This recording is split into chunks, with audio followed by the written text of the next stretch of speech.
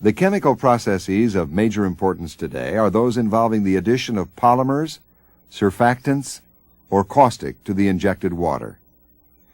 In a polymer flood, a long-chained molecule called a polymer is added to the injected water. Because polymers are expensive, we normally inject only a slug of polymer solution, shown here in purple, which is pushed through the formation from behind by conventional water injection. The polymer increases the viscosity of the water, thereby improving the mobility ratio and increasing the recovery efficiency. The primary benefit of polymer flooding is in the improvement of the aerial and vertical sweep efficiencies and the acceleration of oil production. Our second chemical process involves the addition of surface active agents, or surfactants, to the injected water. A good example of a surfactant is the soap we use every day to clean our hands.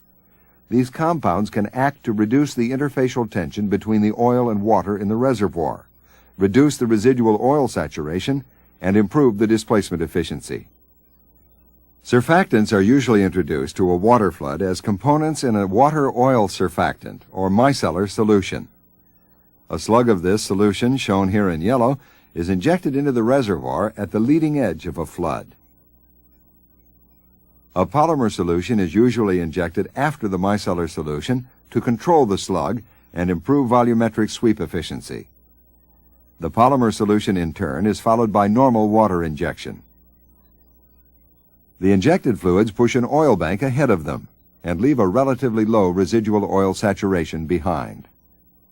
In the case of caustic flooding, sodium hydroxide added to injection water reacts with certain crude oils at the crude water interface, forming surfactants in situ, shown here in brown. This reduces the interfacial tension and thus the residual oil saturation. The heavier, more viscous crudes are usually the most responsive to caustic flooding.